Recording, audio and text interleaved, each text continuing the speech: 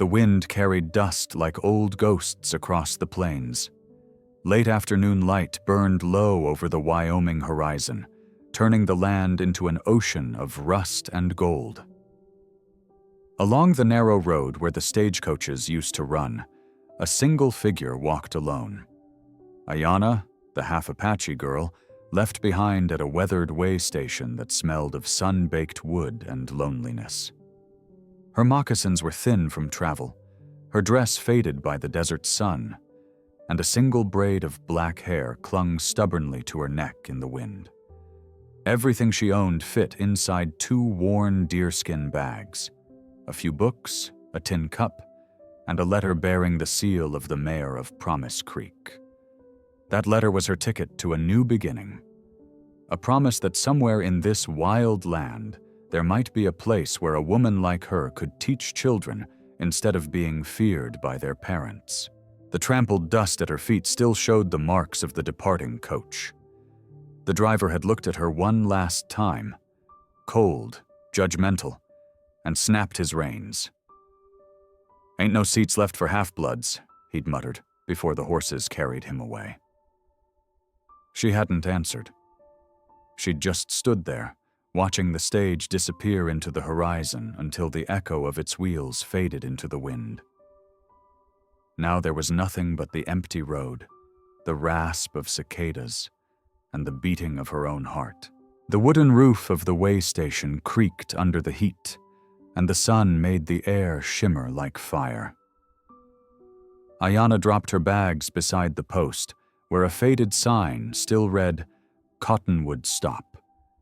Her throat was dry, her lips cracked. She took out the letter again, smoothing the wrinkles as though holding on to its meaning could keep her from falling apart. "To Miss Ayanna Greyhawk," it read, "you are hereby accepted to the position of teacher for the children of Promise Creek. Room and board provided." She had read those lines 100 times since leaving Arizona territory, but here, at the edge of nowhere, the words felt fragile, almost unreal. She wasn't sure what was harder to bear, the endless miles ahead, or the truth that no one here wanted her to take them. A wagon rattled by in the distance, and 2 men on horseback slowed when they saw her. Their eyes lingered too long, curious, suspicious, maybe cruel. One spat in the dust and rode on. The other tipped his hat half-heartedly, muttering, "Ain't safe for your kind out here." Ayanna kept her gaze on the horizon, jaw tight, refusing to let them see the tremor in her hands. She had left behind the only home she knew, a mother's grave among the red cliffs, a father she never met, and she would not let the prejudice of strangers break her spirit now. The land stretched wide and merciless, but it was honest in its brutality. The wind did not lie. The dust did not pretend. And in that truth, she found something steady to hold on to. She knelt beside her bags, brushed the dirt from her skirt, and whispered to herself in Apache, "The sun sets, but the earth remains." When she lifted her head again, the sky was burning orange and violet, and for a heartbeat, she felt both small and infinite. Her journey wasn't about survival anymore. It was about being seen, about proving that even the forgotten could rise in the heart of the frontier. As the first coyote howled from the distant ridge, Ayanna pulled her shawl tight and stared down the empty road toward Promise Creek. 5 miles of dust, darkness, and uncertainty lay ahead. But for the first time in a long while, she felt her mother's spirit in the wind, urging her forward. And Ayanna began to walk. The sky had turned the color of dying embers when the last stagecoach rattled out of Cottonwood Stop. Its wheels carved long red scars in the dirt road, then vanished into the shimmering haze of the horizon. Ayanna stood by the weathered post, her shawl whipping in the wind, the dust stinging her eyes. "Wait!" she called, her voice cracking through the dry air. The driver didn't slow. He only threw a look over his shoulder, a hard, contemptuous glance, and spat the words that burned worse than the sun. "No room for half-breeds tonight." The horses lunged forward, their hooves pounding like thunder fading into distance.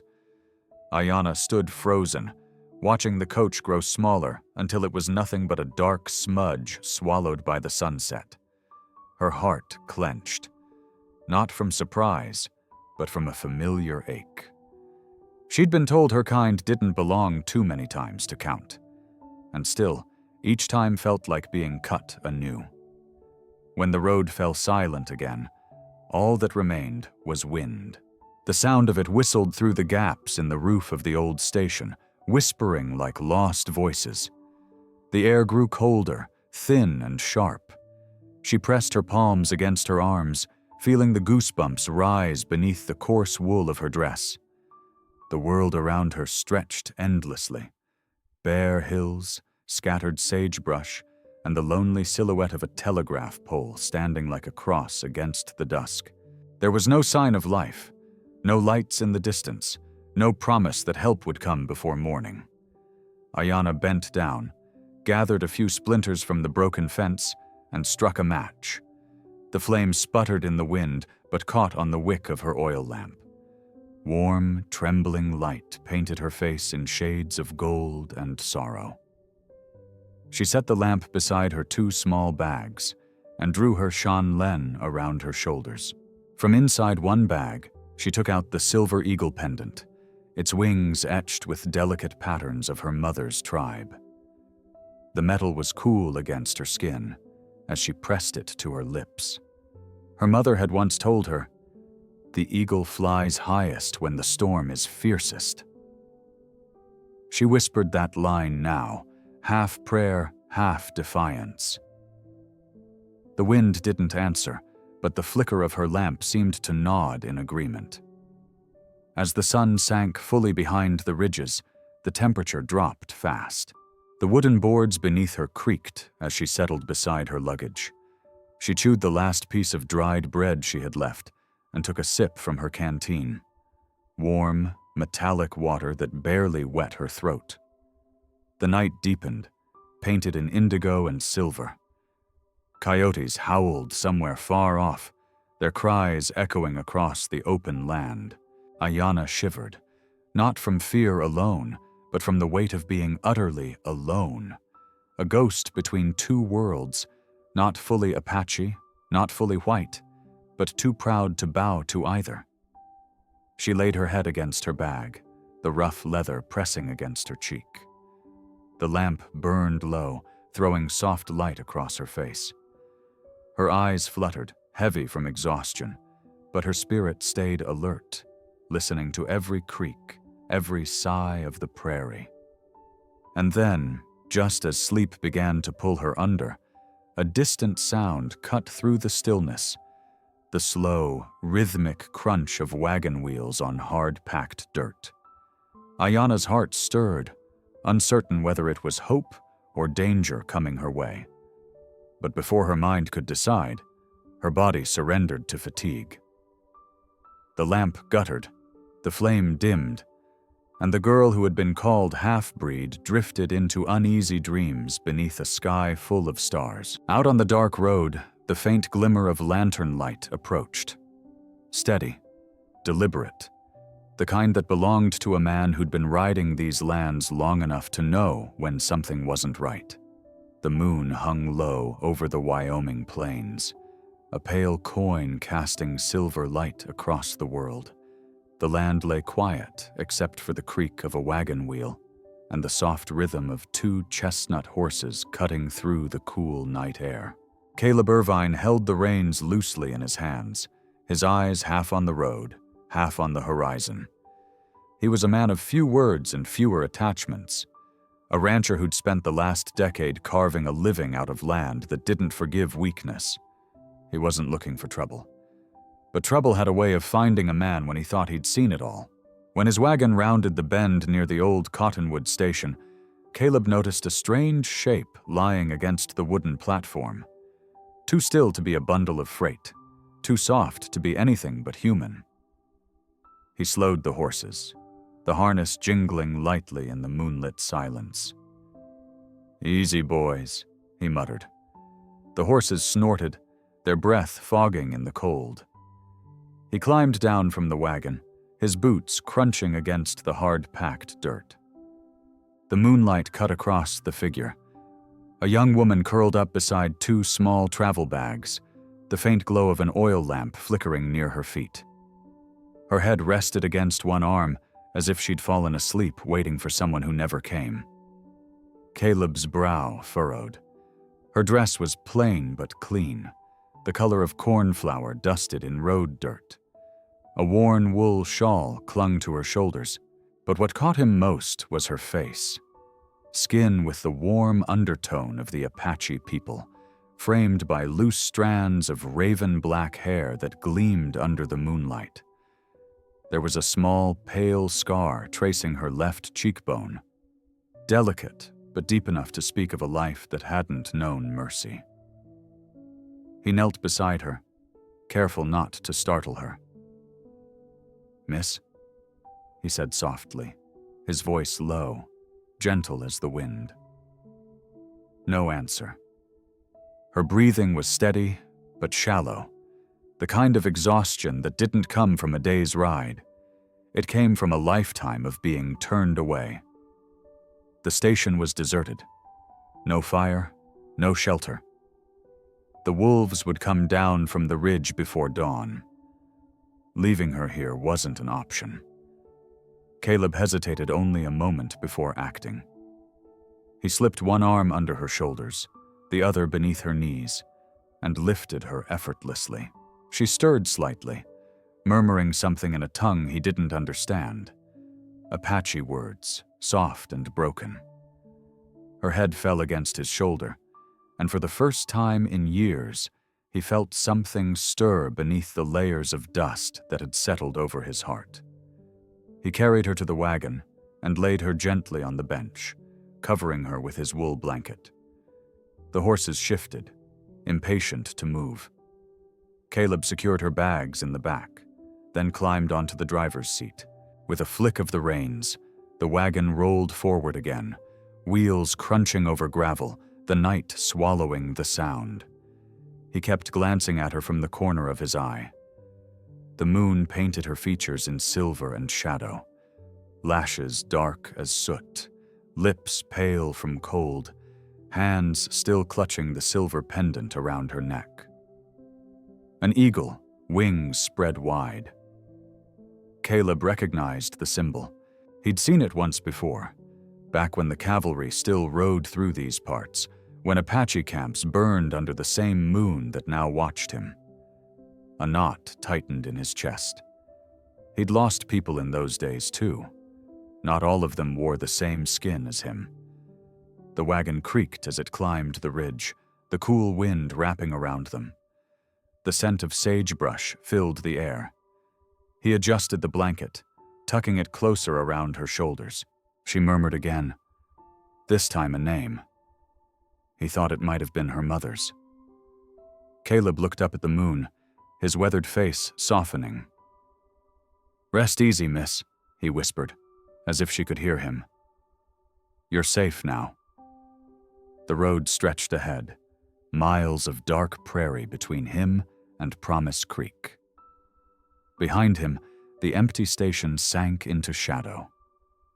Ahead, the faint glow of distant lanterns flickered like fragile hope, and in the gentle sway of the wagon, under the watchful eyes of the moon, the paths of two lost souls quietly crossed for the first time.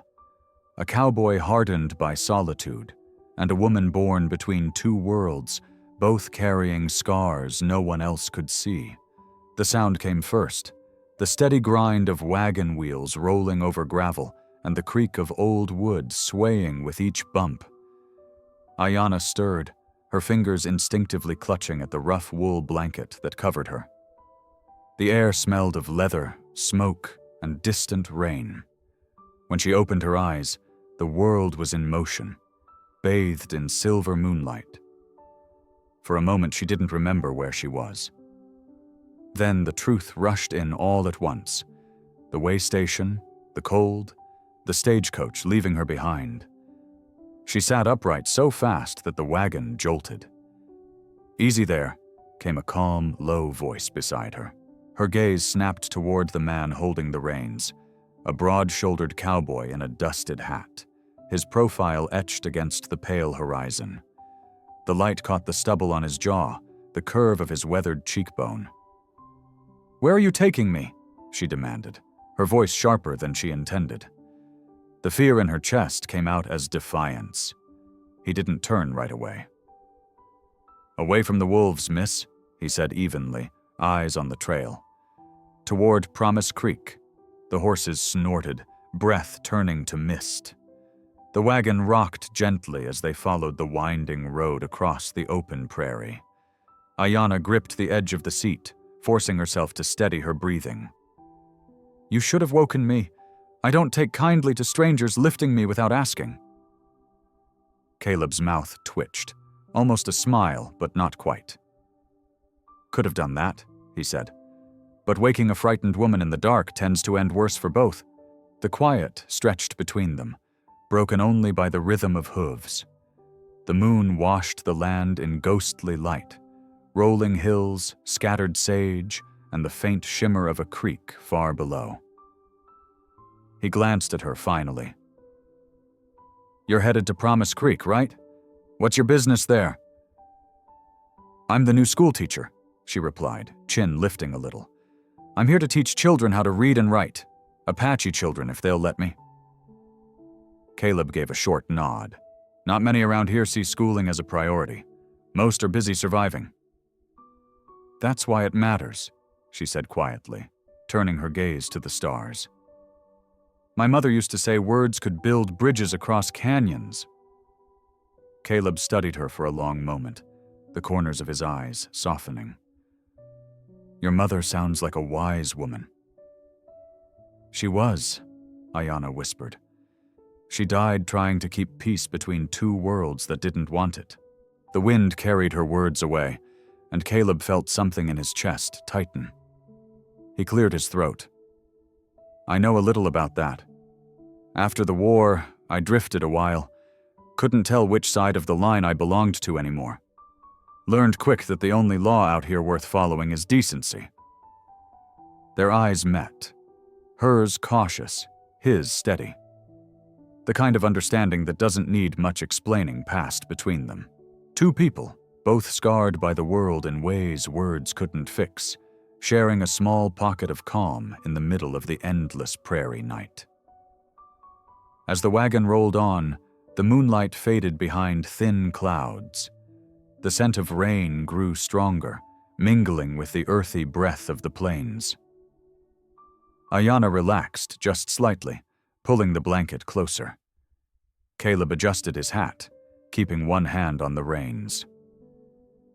"We'll reach town by morning," he said. "There's a boarding house that'll take you in. Safer than the open road." She nodded, too tired to argue anymore. Her eyelids drooped, and for the first time in days, she let herself believe she might be safe. Caleb glanced at her one last time. Her head had tilted toward her shoulder, the silver eagle pendant glinting faintly in the dim light. He looked ahead again, the faint lights of Promise Creek flickering on the horizon. And though he'd rescued her out of simple decency, he couldn't shake the feeling that this night, this quiet stretch of road under the moon, had set something in motion neither of them could stop. By the time the wagon reached Promise Creek, the sky had turned the color of pewter. Midnight light clung faintly to the clouds, and the lanterns along Main Street flickered in the wind like tired eyes fighting sleep. The town was small, no more than a cluster of wooden buildings and a dirt road worn smooth by years of boots, hooves, and wagon wheels. But to Ayanna, it looked like the edge of something new. Caleb guided the horses slowly down the quiet street. A stray dog barked once from behind the livery. Then silence returned, broken only by the creak of harness leather. The air smelled of pine smoke, rain, and the faint sweetness of molasses from the bakery that had closed hours earlier. "This is Promise Creek," Caleb said, his voice low but carrying in the stillness. "Ain't much to look at in the dark, but it's a decent place. Most days." Ayanna lifted her head, peering at the storefronts. A faded sign swung above the general store. The sheriff's office sat across from it, its lamp burning low. At the far end of the street, a 2-story house stood with its porch light still glowing. Caleb pulled the reins, and the horses came to a halt. "That's Mrs. Peterson's boarding house," he said. "She'll take care of you better than most." He jumped down and turned to offer his hand. Ayanna hesitated before taking it. His grip was firm but careful, roughened by work yet gentle in its hold. The moment her boots touched the ground, she felt the weight of the journey lift, replaced by a strange quiet that wasn't quite peace, but close enough to touch. The porch steps creaked as Caleb climbed them and knocked on the door. From inside came the sound of slippers on wood and a voice, drowsy but alert. "Who's calling at this hour?" "It's Caleb Irvine," he answered. "Got someone here the town's been expecting." The door opened to reveal Mrs. Peterson, a plump woman in her 50s, hair pinned neatly under a lace cap. Her nightrobe was simple but spotless, her eyes sharp even in the dim light. She started to speak, then stopped when she saw Ayanna standing beside him, shawl drawn tight, silver pendant glinting at her throat. For a moment, her expression flickered with something between surprise and hesitation. Caleb didn't give her time to question. "She's the new teacher," he said firmly. Mrs. Peterson looked at him, then at Ayanna again. The silence stretched, filled only by the low rumble of thunder somewhere beyond the hills. Then the woman straightened, her voice softening. "Then she's welcome here," she said, pushing the door wide. "This house knows kindness before color." Ayanna froze. The words hit her harder than the cold wind ever could. No one had spoken to her like that in years, without suspicion, without the weight of what she was. She swallowed hard, the warmth in her chest mingling with disbelief. Mrs. Peterson stepped aside and gestured toward the hallway. "Come in, dear. You must be half frozen. I kept stew on the stove for late travelers, though I didn't expect any tonight." Ayanna crossed the threshold, her boots clicking softly on the wooden floor. The smell of stew and baked bread filled the air. Rich, comforting, almost overwhelming. She turned back to thank Caleb, but he was still on the porch, hat in hand, his face half hidden by the glow of the lantern. "Thank you," she said quietly.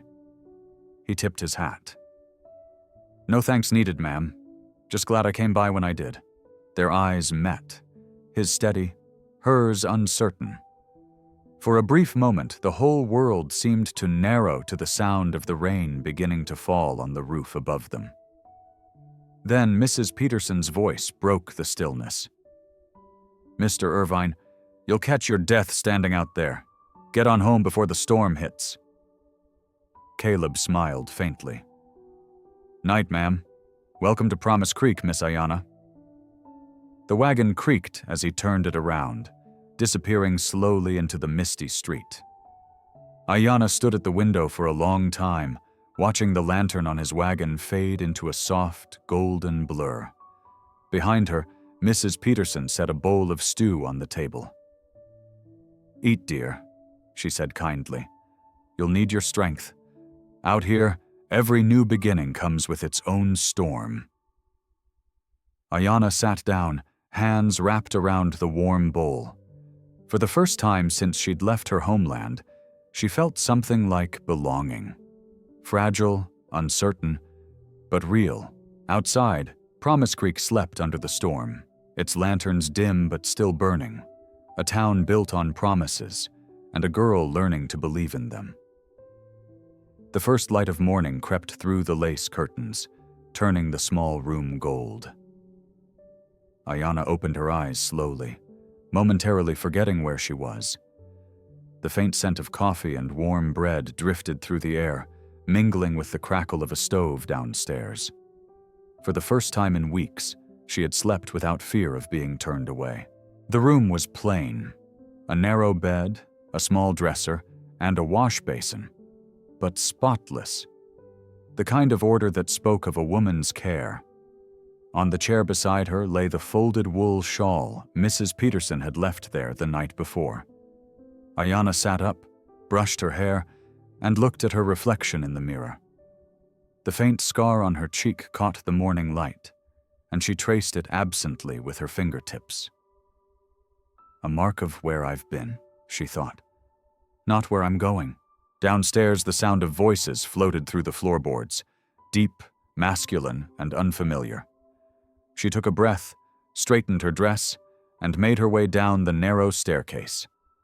Mrs. Peterson was bustling about the kitchen, apron dusted with flour, while 3 men and 1 woman sat around a long oak table. The smell of bacon and biscuits filled the air. At the head of the table sat a broad man with graying sideburns and a polished vest. He rose when he saw her. "Miss Ayanna, I presume?" he said warmly. "I'm Mayor Henderson. Welcome to Promise Creek. We've been expecting you." Ayanna nodded politely, folding her hands. "Thank you, sir. It's good to be here." The others glanced at her, some curious, some guarded. The woman, a lean figure with sharp eyes, offered a stiff smile.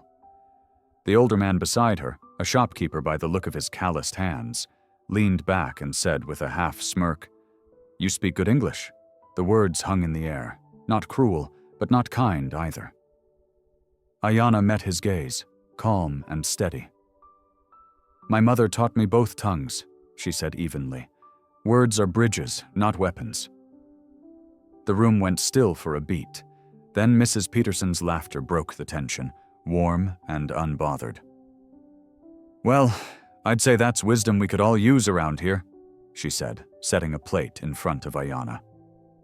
Mayor Henderson chuckled, nodding in agreement. "You'll fit in just fine, Miss Ayanna." Conversation eased after that. They spoke of the town, the small schoolhouse near the creek, the 30 or so children of ranchers, trappers, and railroad men who'd soon fill her classroom. Ayanna listened closely, her mind already spinning with plans. When breakfast ended, Mayor Henderson rose. "We'll show you the schoolhouse afternoon, if you'd like," he said. "It could use a woman's touch before classes begin." "I'd like that very much," she replied. As the others began to leave, Ayanna caught sight of movement outside the window. Caleb Irvin stood on the porch, hat in hand, his tall frame outlined by sunlight. He wasn't coming in, just watching quietly as he adjusted the reins on his wagon. Their eyes met through the glass, and a small smile tugged at his mouth. A silent good morning. A wordless reassurance that she wasn't alone in this strange new place. Mrs. Peterson noticed the exchange and grinned knowingly. "That man's up before the rooster every day. Hard worker, though I reckon he forgets how to rest." Ayanna turned back toward the table, a faint blush warming her cheeks. "He seems decent," she said softly. "Decent's the right word," Mrs. Peterson replied, wiping her hands on her apron. "And rare out here, too."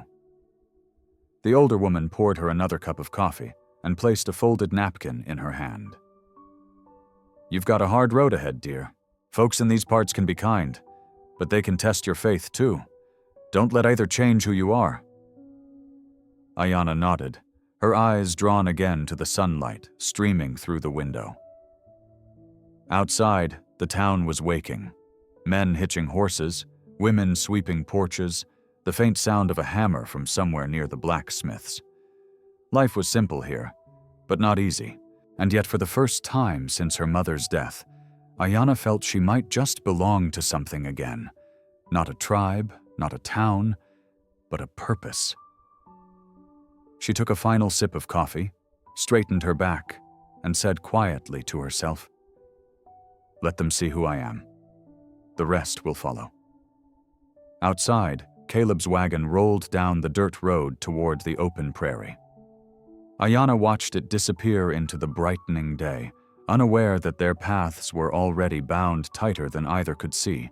By the time the sun climbed over the hills, Promise Creek was already alive with noise, hammers clanging, roosters calling, and wagon wheels groaning along the dusty street.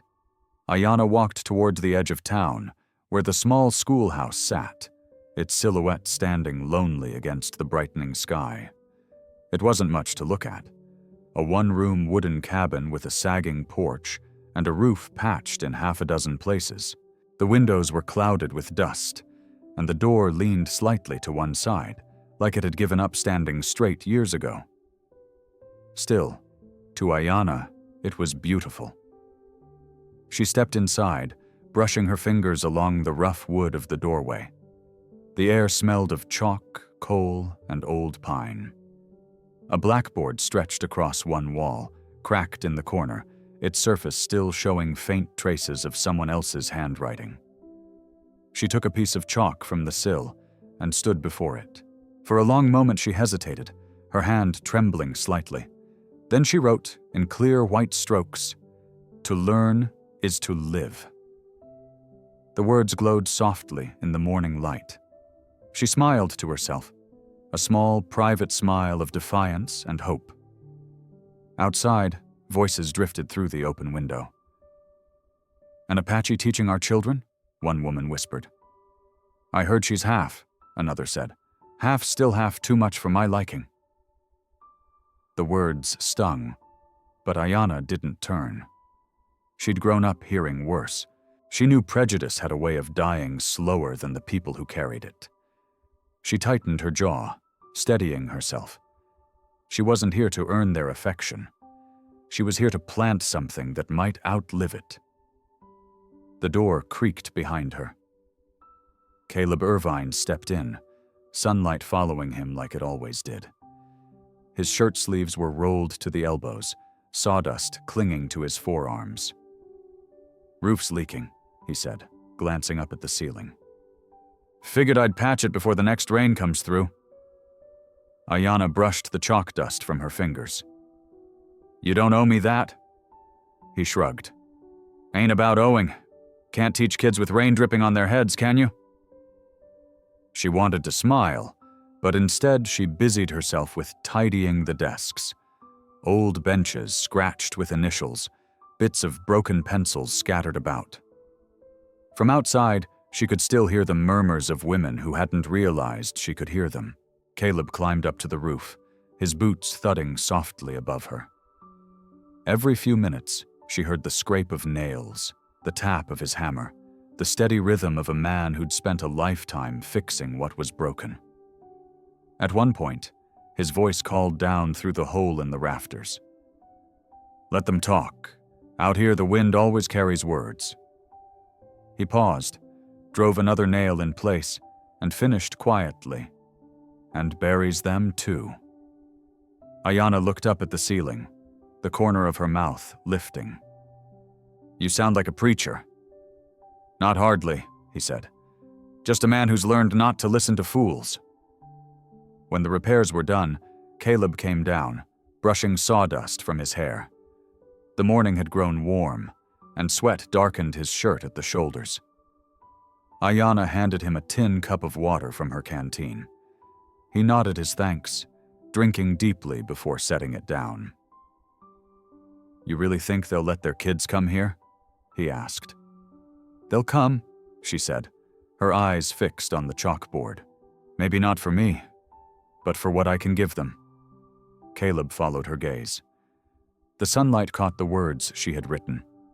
"To learn is to live." And for a moment, something softened in his face. "Guess we'll find out," he said. As he left, she stood at the doorway, watching him walk toward his wagon. The whispers had faded, replaced by the sound of the wind moving through the grass. She looked back at her little schoolhouse, the cracked board, the empty desks, and felt a quiet fire build inside her. This was her battlefield, her prayer, her promise. and as the wind swept through the open window, carrying away the last of the gossip, Ayanna picked up the chalk again and began to draw small letters across the board, preparing for the day when voices would fill that room and silence would finally give way to learning. Weeks turned into months, and the rhythm of Promise Creek began to weave itself around Ayanna like a slow, steady song. Each morning, smoke from chimneys curled into the pale sky as the school bell rang, a single note echoing across the valley. The children came running, boots thudding, voices bright. They called her Miss Ayanna with the hair like the night. At first it was said in curiosity, then in affection. Inside the schoolhouse, she taught them to trace letters, to form words, to find their voice. But what they loved most were the stories. Tales her mother had whispered by the fire, of the stars as hunters chasing the moon, of rivers that remembered every name spoken beside them, of Mother Earth breathing beneath their feet. The children listened wide-eyed, the way frontier children did when faced with something bigger than the fences their parents built. Sometimes she caught glimpses of Caleb Irvine riding by on his chestnut horse, slowing near the fence before tipping his hat and continuing on. It was on one of those rare rainy afternoons, a true western storm, wild and low, that Caleb finally stopped. The wind pushed against the schoolhouse walls, rattling the windows. Ayanna was alone, gathering books before the leaks could ruin them, when a heavy knock came at the door. She opened it to find Caleb, soaked through, his hat dripping, a folded piece of cured horsehide slung over his arm. "Floor's too cold," he said simply, setting it down inside. "Figured you could use this." She smiled faintly. "You ride through thunder just to bring a teacher a rug?" He shrugged, water dripping from his sleeves. "Guess I didn't think that far ahead." They spread the hide together in the middle of the room. The smell of wet leather and rain mixed with chalk and pine. For a while, neither spoke.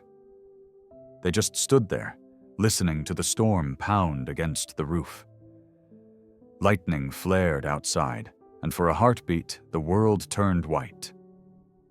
Ayanna moved to the window, staring out at the open plains where the storm danced across the grass.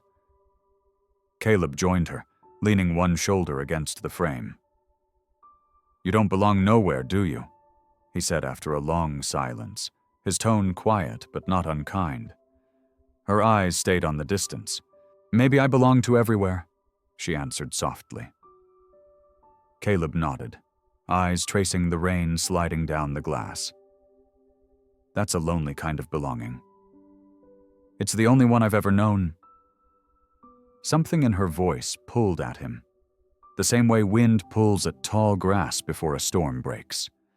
He wanted to tell her she wasn't alone anymore, that this town, this land, might learn her worth someday. But Caleb Irvine wasn't a man who spoke what he couldn't promise. So instead, he said nothing. They stood there for a long time, two silhouettes framed by the dim light, the cowboy and the teacher, the settler and the daughter of a fading people, watching the rain wash the dust from the earth. When the thunder eased, he turned toward the door. "Storm's letting up. Best get back before the creek floods." "Thank you, Caleb," she said, her voice soft, almost lost in the patter of rain. He hesitated at the threshold, tipping his hat low. "For what?" "For treating me like I belong." He met her eyes for just a moment, steady, wordless, full of something neither dared to name, and then stepped back into the rain. Ayanna watched until his figure blurred into the mist. The storm rolled westward, leaving behind the scent of wet earth and renewal. She turned to the words, still faint on the chalkboard. "To learn is to live," and whispered to herself, "And maybe to love is to live twice." Outside, Promise Creek shimmered beneath the fading rain, caught between sunlight and shadow. just like her. The sky over Promise Creek turned the color of bruised steel that afternoon. A storm was brewing, one of those wild western tempests that seemed to mirror the tempers of men. But long before the thunder cracked, the town itself was already rumbling. It started with whispers. Then whispers became talk, and talk became rage. Someone had found out what Ayanna had never tried to hide, but what most had chosen not to ask: the Apache blood that ran through her veins. By the time she reached the schoolhouse that morning, the damage had been done. The sign that once read Promise Creek School lay shattered on the ground, splinters scattered like bones. Muddy footprints trailed up to the porch, and chalk dust still lingered in the air where someone had scrawled a single word across the blackboard. Savage. Ayanna stood frozen at the doorway, her hand trembling on the latch. Her throat tightened, but no tears came. She had been called worse. What hurt wasn't the word. It was knowing it had come from parents of the very children she'd begun to love. Then came the sound of boots. Too many to ignore. A group of townsfolk appeared through the haze of dust and wind, their faces grim beneath wide-brimmed hats. At their front was Amos Carter, a rancher with a temper as dry as the land he worked. "She's got no business here," Amos said, voice rough. "Half-breed or not, she don't belong teaching our children." Ayanna didn't move. "Your children already know my name," she said quietly. "They call me Teacher." Murmurs rippled through the crowd, sharp as barbed wire. That was when another voice cut through them all, steady, hard, and full of controlled anger. "She's done more for your children in a week than some of you have in years." It was Caleb. He strode up the steps, planting himself between Ayanna and the mob. His hat was pulled low, rain dripping from its brim, his hand resting near the handle of his revolver. Not in threat, but as a warning. Amos squared his shoulders. "You'd take her side, Caleb? After everything these people did to ours?" Caleb's jaw tightened. "What, these people? The ones who pray beside you every Sunday? Or the ones who work your land for half your wages?" The tension crackled, a fuse burning slow. The wind howled, carrying dust and anger together. Then Ayanna's voice rose, calm and clear, cutting through the noise. "Don't fight for me," she said, placing her hand gently on Caleb's arm. "Teach them what peace looks like." Her words hung in the air like a fragile bridge over fire. Caleb met her gaze, steady, sorrowful, full of something that words could never shape, and slowly lowered his hand. The first thunder rolled, low and distant. A drop of rain struck the porch rail, then another. Soon the storm broke, sheets of water falling so heavy it drowned the shouting. The crowd dispersed under the downpour, muttering curses that the rain quickly washed away. By the time the streets emptied, only the two of them remained. The wind slammed the door shut behind them as they retreated inside the schoolhouse. The roof leaked again, and lightning flashed through the window panes, painting their faces in fleeting light. For a while, neither spoke. They just listened to the storm's fury outside, hearts pounding in rhythm with the thunder. Finally, Ayanna whispered, "The world always finds a way to remind me who I am." Caleb shook his head. "Then it's the world that's blind, not you." She turned toward him, her eyes shining with unshed tears. "You can't fight every battle for me, Caleb." He looked down at her, voice low. "Maybe not, but I can stand beside you through 'em." The silence that followed wasn't heavy. It was alive, like something waiting to be born. Ayanna reached for his hand without thinking, and he didn't pull away. Their fingers intertwined, warm despite the cold. Outside, the thunder roared across the plains, But inside the small, battered schoolhouse, peace settled like a fragile ember. Two souls, scarred and stubborn, found something gentler than safety. A quiet understanding that even storms have their purpose. And as lightning streaked across the Wyoming sky, Ayanna realized that maybe belonging wasn't a place at all. It was a person who saw you, not as you were told you were, but as you chose to be. A month passed, and winter began to loosen its grip on Promise Creek. The mornings were softer now, the kind where mist rose gently off the fields and sunlight broke through like forgiveness.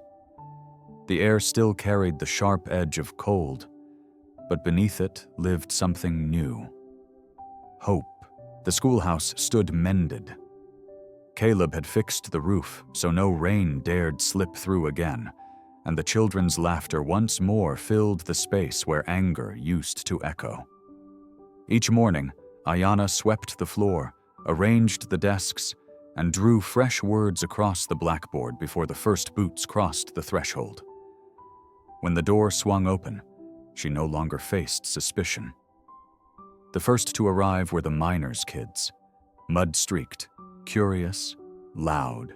Then came the ranchers' sons and daughters, followed quietly by two shy children with copper skin and dark eyes like her own. Their mother, an Apache woman wrapped in faded calico, stood at the doorway and nodded once in silent gratitude. Ayanna's chest tightened. For a long time, she couldn't speak. Then she smiled and said, "Come in, little ones. There's room for everyone." The lesson that day was simple. She wrote on the board, "To learn is to live." Then, beneath it, she added another line, "And to live is to belong." The children repeated it together, their voices rising like morning bird song. And outside, through the open window, the wind carried those words out over the valley. When she turned back toward the light, she saw him. Caleb stood just beyond the window frame, hat tilted low, watching quietly. His face was dusted by sunlight and distance, his expression soft and unguarded. When their eyes met, he smiled. A small, knowing thing that said everything words could not. Ayanna felt the warmth of it reach her before the sunlight did. Later that evening, when the children had gone, and the golden light of dusk washed over the plains, she locked up the schoolhouse and stepped outside. Caleb was waiting by his horse, reins loose in his hand. The world smelled of sage and rain-soaked earth. "You kept your promise," he said. She tilted her head. "Which one?" "The one you never said out loud." She smiled, brushing a strand of hair from her face. "Some promises don't need words, Caleb. They just need to be lived." He reached out, gently taking her hand. There was no declaration, no kiss, no grand confession. Just a shared silence, deep and certain. Around them, the prairie stretched wide and endless, the kind of place that swallowed secrets but kept truths alive. As the sun sank behind the ridges, they mounted their horses and rode side by side down the trail that wound along the creek. Their shadows stretched long across the red earth, merging and fading into the horizon. The wind swept through the tall grass, whispering over the land that had once rejected her, carrying her mother's words back to her. The eagle flies highest when the storm is fiercest. Ayanna glanced at Caleb, his profile cut against the setting sun, and felt something in her heart settle into place. Somewhere behind them, the laughter of children drifted from the schoolhouse, soft and distant, a sound that belonged to tomorrow. And as the last light of day kissed the Wyoming plains, Ayanna knew that love, like learning, didn't always ask for acceptance. It simply grew where courage dared to plant it. Some promises are born not from words, she thought, but from the way someone looks at you, like you finally belong. They rode on into the amber horizon, two figures bound by the same silence that had once separated them, the silence of peace, of freedom, and of a love that had found its place at last.